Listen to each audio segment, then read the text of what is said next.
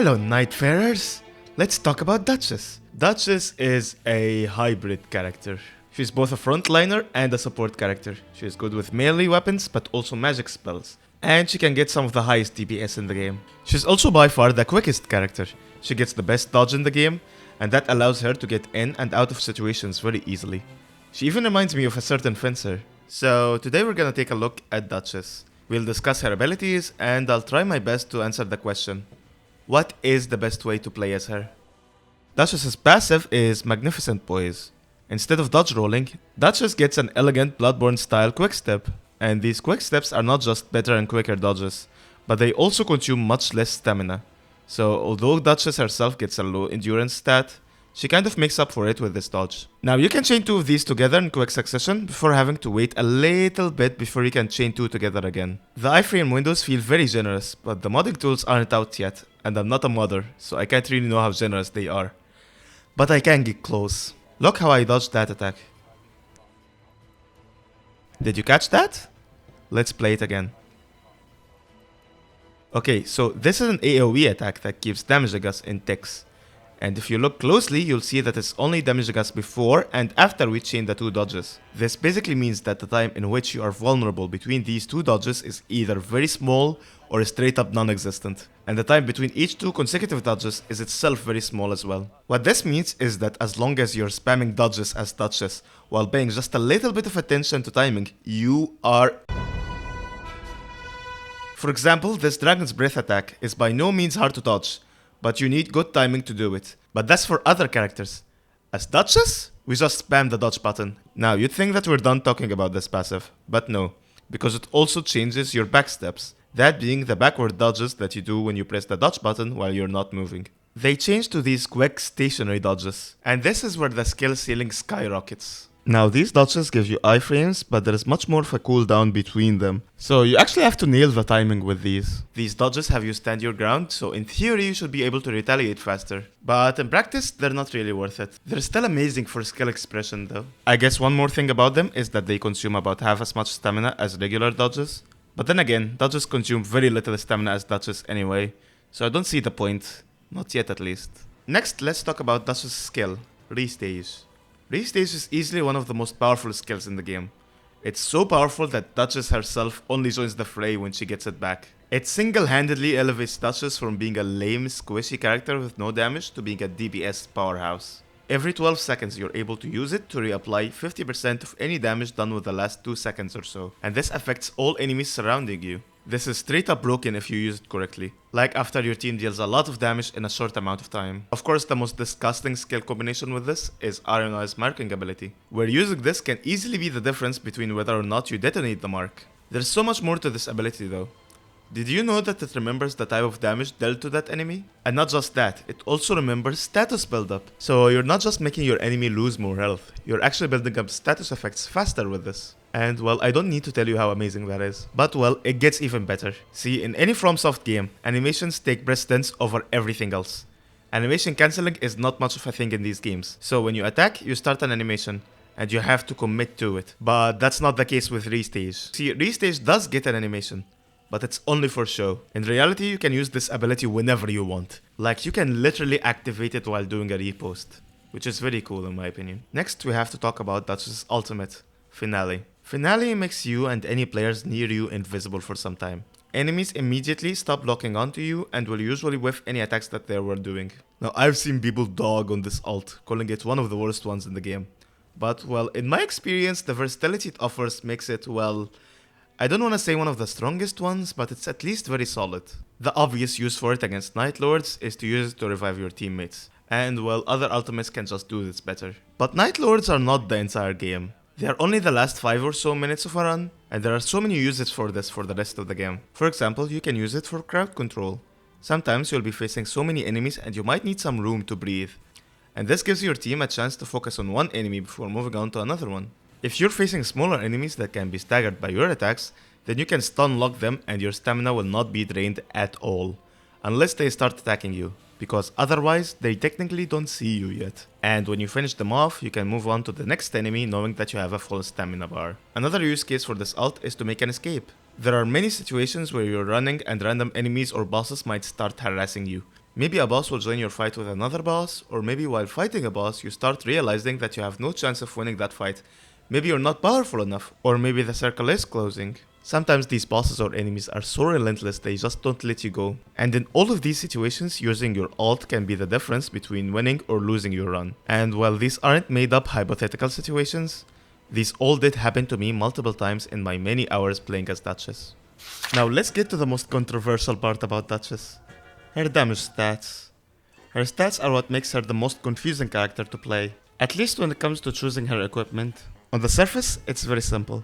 The game just gives you a one-handed dagger and it gives you a unique moveset for it. So the intuitive answer is to just replace it with stronger one-handed daggers as you play the game. And it's just that simple, right? Right? Wrong! See, daggers mainly scale with dexterity in this game, and our highest stat here is intelligence. So you should actually use a staff, get in, engage with melee, before disengaging and using your staff again. Okay, but that's just your secondary ranged weapon. What about your melee weapons? Do you just keep using one-handed daggers? Do you two-hand your dagger? Do you dual-wield two daggers? Do you just swap them to katanas or curved swords when you find them?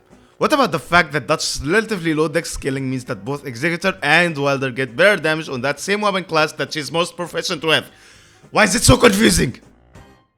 Daggers are historically terrible weapons in FromSoft games. They get no range, low damage, no poise damage, but I always wanted daggers to be good in these games. So you can just imagine my excitement when I realized that this game has a character that uses daggers as her main weapon. And you can imagine my disappointment when I realized that she isn't even the class that gets the most damage with them. When I heard of this fact, I thought, well, there's surely something there. Duchess does get a unique dagger moveset after all, so maybe that does make up for the per hit damage difference. When testing the Glintstone Chris on both Duchess and Executor, we can see that Executor still comes ahead by a significant amount.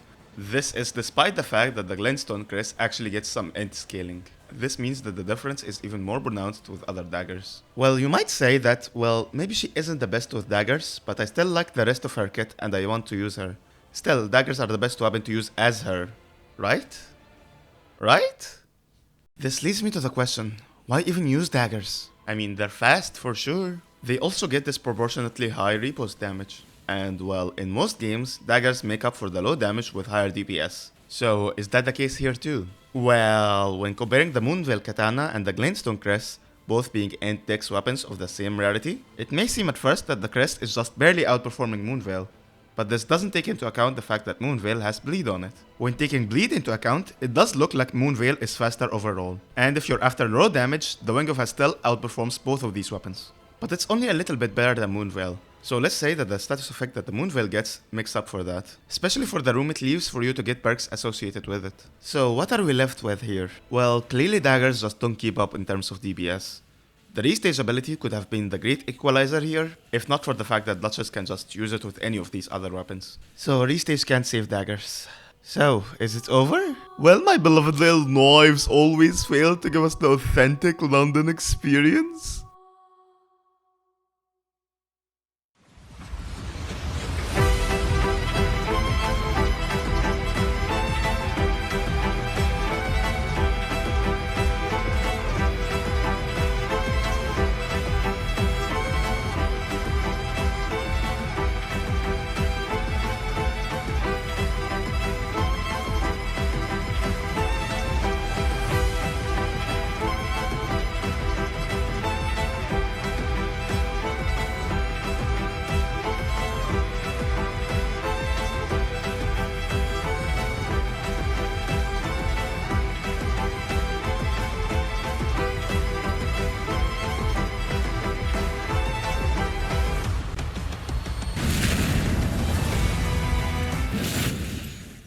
So yeah, in the end, it was the dodge, not restage, that saves daggers.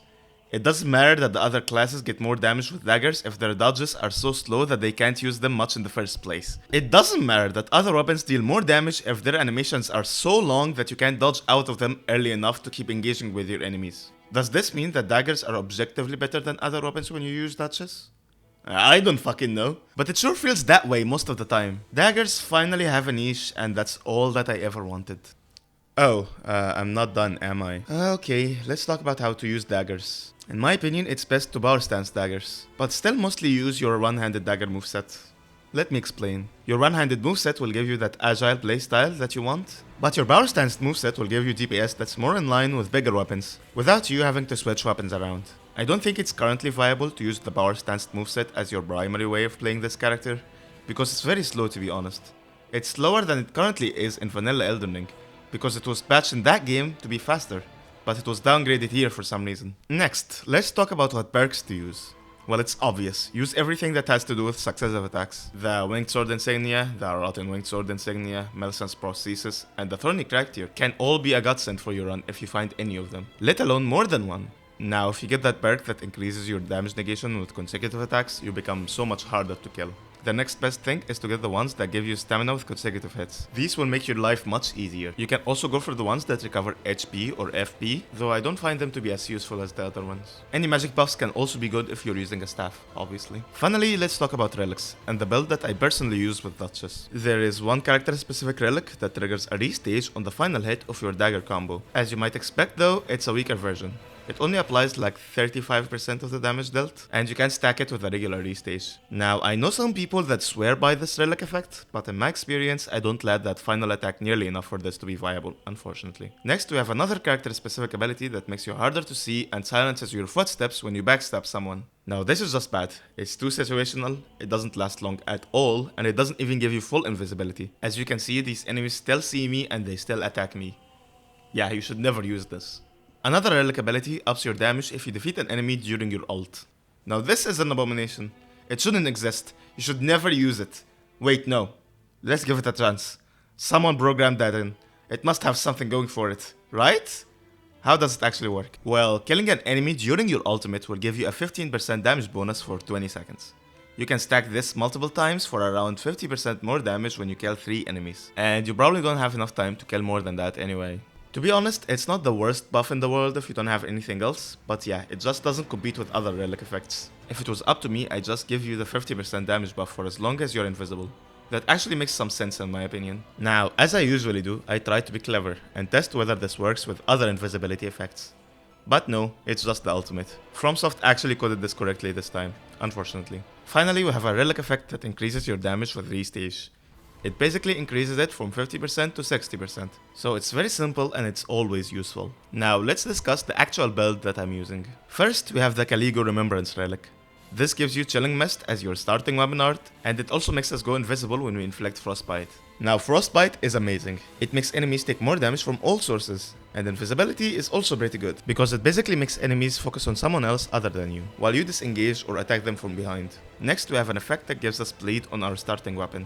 And yes, you can have 2 status effects on one weapon.